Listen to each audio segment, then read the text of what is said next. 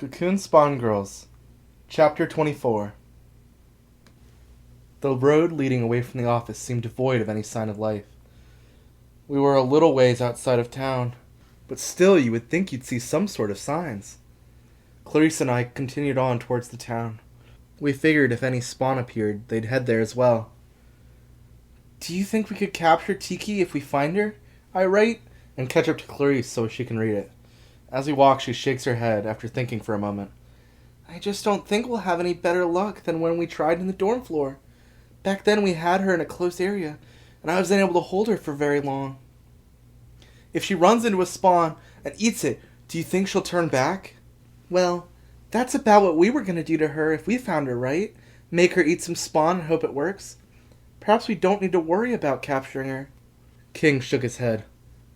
"If that doesn't work, then we'll have to face the option I'm sure neither of you want to consider." I wasn't going to kill my friend.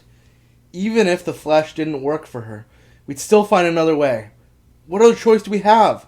It can't be too late already. We continue the walk in silence as we both confirm with ourselves that we don't want to give up on Tiki. We eventually reached the limit of the town. Marsville wasn't that large, so if our target was here, we'd find it soon enough. The streets were empty, but not in any sort of dismay. It appears as if everyone had just packed up their things and left. Had MGI ordered an evacuation before we arrived? It had to be much further back. The day of the physical exams, perhaps. "Should we split up to search?" I asked on my board. "No way!" King shook his head. "You're both gonna need one another soon enough. We can't have either of you encounter anyone alone." King's right. If we meet any other magical girls this early on, we're both gonna need each other's support to manage. I nod in agreement. They both had a point. I might die if I don't have Clarice backing me up. I just wish we had Tiki around as well. Or Marzia. I wonder if Marzia or Aurelia have had any interest in showing up here to help us. Maybe it's too dangerous for them. Maybe I need to believe that so I don't start thinking Marzia has moved on and forgotten about us. "Look sharp!" Clarice calls out. I look up and begin scanning the area for any signs for alarm. We're coming up on an intersection with buildings on all four corners.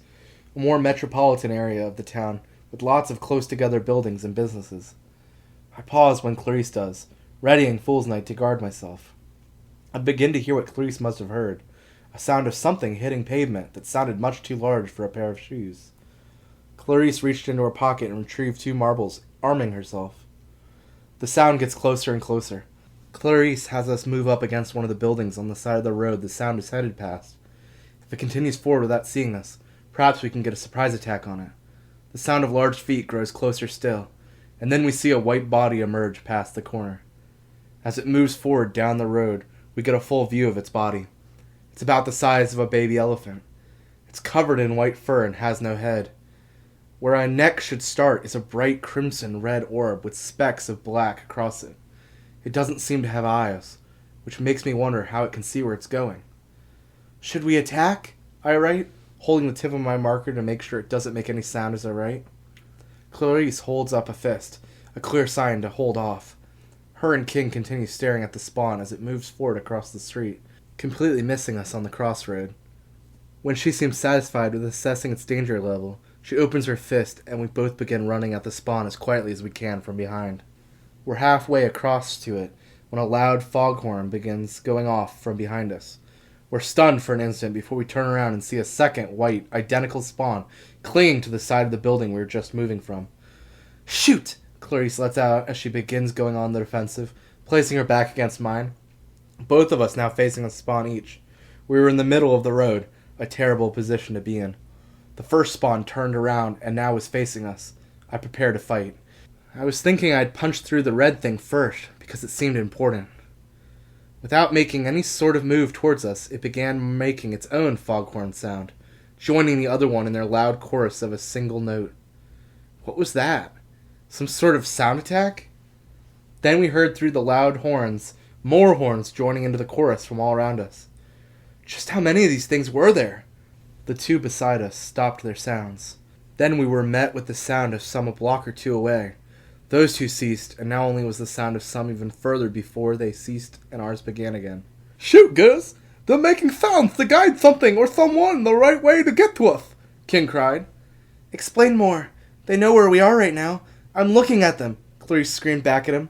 Well, they're certainly trying to let someone else have a clear, audible guide to where they need to go to find us. What do we do then? I joined in with my board. We should try to retreat into a building. Less openings, Clarice shouted to me.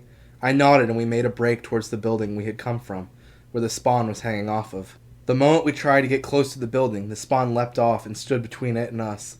The other closed in, making a tighter circle around us. Let's take our chances with them, versus whatever is coming, King encouraged. That was enough for me. I don't want to face any sort of boss monster anyway. I took on Fool's Knight's aura, smashing my glove-covered hand into the red aura item. The spawn seemed unprepared for this, and made a yelp sound as it was knocked off its feet, kicking away from me as it tried to recover. I leapt onto it and began delivering punches into the white-furred flesh. It didn't take long for that beautiful fur to become blood-soaked as I made quick, large dents in it. The spawn seemed to have no sort of defensive capabilities, and yet also hadn't really tried to attack us either. I was quite confused as I enthusiastically, fueled by adrenaline, leapt onto all fours, taking bites out of the open wound. It tastes so disgusting. I regret it immediately. Why did I do that? I'm so stupid, I got so excited. I hoped Clarice didn't see me do that. Clarice was fighting the other spawn. It was caught in only one marble jerking, trying to escape. Clarice approached it, confident it couldn't move. She touched the red orb, and immediately began twisting into the flesh as it began an orbital rotation around its core. The creature screamed out as it twisted, and yet still continued making puffing horn sounds with its final moments. Clarice sped up the twisting until finally blood was gushing out from under it. She had severed it from whatever it was connected to in this thing's anatomy. It collapsed with a final damp toot, dropping to its side as blood continued to pool around the red core. My spawn was rocking back and forth with bites taken out of it. I was sure it wouldn't take much more punches to knock it down for the count. I swung back and slammed my fist against the bloody flesh above the orb, impacting into the soft flesh. Inspired by Clarice's takedown, I began slamming my open hand between the orb and the flesh, trying to dig at whatever was holding it on. The horn sounds directly in my face were beginning to give me a headache. I finally felt the flesh give way as my arm slid behind the orb, submerging my arm up to my elbow. I gripped onto a cord-like object and yanked on it, tearing it out. The spawn did not seem to like it one bit and began swaying rapidly as if to throw me off. I held on there, behind its orb, as it howled its horn. Slowly it quieted as it began to lose too much blood. After a fight well won, it collapsed just like Clarice's opponent. I stare as it bleeds, watching for those purple sparkles among the blood. I wasn't sure if I should lick the purple dust up from the blood. It might be too much iron and I'd vomit or something. When Tiki burned that corpse last time, Clarice was able to just collect only the purple dust chemical we needed. I wish Tiki was here. Quickly, Sophia! We must run before whatever they call arrives here! King called out to me as Clarice was already jogging for the doors of a nearby building. I point and wave my arm at the blood, trying to tell them I want the chemical. We don't know for sure what day we're on without it. We should take some sooner rather than later. Surviving is much more important right now. We'll come back once it's safe, Clarice tried to persuade me. She motioned for me to quickly come. Fine. I began jogging to join her. I guess we don't actually need that much of the spawn to get a day's dosage. Even if bigger spawns show up and eat this corpse, surely it'll leave enough scraps for us. Clarice and Pulsar of the Coven-bred Guardians, registered as an A- grade magical girl. Words trailed out in the air from a direction I could not tell from sound alone. Clarice began to curse.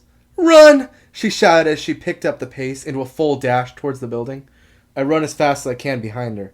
Using Fool's Knight and my legs, I'm able to catch up to her. The voice is there again. Sophia of the Coven-bred Guardians, only a B+ grade magical girl. I grab onto Clarice's hand. I look her in the eyes, but she screams back, Just keep running! I reach out and grip the handle of the building. I swing the door open as I pull Clarice inside. There's more of them! King shouts. I don't look behind myself to see just how many. I stay looking forward as I try to slow down and not run into the 3 spawns standing there inside the building hall. Clarice and I come to a sliding stop on marble floors. This seemed to be a large clothing store. Somehow, there were 3 spawn inside waiting for us inside the store. I eye behind me now. There's almost a dozen white-furred, red orb spawn lying outside the store on all fours like resting dogs. We have to go all out, Clarice mumbles to me over her clear panic. None of the white spawn did anything aggressive. Were they looking for a perfect opening to strike? These ones weren't making foghorn sounds. That worried me. 2 girls, what a team. That voice from behind appears again. Was it coming from the spawn? The voice continued in a neutral tone. I was thinking you only ate one of your teammates, but now, where is Tiki rank S? Without thinking, I lowered my head. I didn't want to think about Tiki right now. Where she might be, what she might be doing. King thrust forward, stretching out Clarice's hand. Cut to the chase! Who are you conspiring alongside Spawn? Are you some fallen magical girl? Huh? The voice seemed to chuckle. A fallen magical girl accusing me of being one myself? As if I would ever stoop so low. King's egging seemed to get some results. 3 spawn in front of us shifted as 2 new spawn of smaller size emerged from behind them. These spawn were slightly smaller and did not have the red orb. Instead, 2 large open eye sockets and a large mouth ran across the entire front side of it. These spawn marched forward, then came to a stop. We watched as one of the right ones opened its gaping mouth, and then a figure emerged from inside the mouth. Heels clicked as they tapped the marble floor. The first thing to stand out next to the black helmet-like mask the figure was wearing. They were dressed in a uniform as well. The masked girl looked in our direction. The mask had no eyes, but I could still feel a strong presence eyeing us. Your terror on this village is over, fallen magical girls. She thrust out her hand out towards us. The motion also revealed she was wearing a cape as it began to rustle as her arm emerged from it. I scribbled down as fast as I could. You're mistaken. She seemed to look at it. That's what a weak coward would say to get out of this. She then stomped her foot authoritarian-like. Don't think you can play innocent when I saw how you took a bite out of one of my precious seekers. There just won't be any convincing her. If we knock her out, maybe her spawn won't act on their own, Clarice told me with a not-so-confident expression. Knock me out? Defeat me? The masked girl seemed offended. Allow me to put an end to all your evil hopes. Her mask lit up with small red dots as if they were powering up. I am the dominant half of the magical girl duo, Artemis Bliss. We are the ultimate predators of the hunt. It is impossible to escape us forever. The helmet glows brighter as flashing yellow dots appear across the helmet, forming shaking sparklers. I am the Hound Hunter, Dawn, rank S+. She howls as her body twists in what can only be either pain or pleasure. Clarice grips my arm tightly, causing me to flinch from the sudden pain.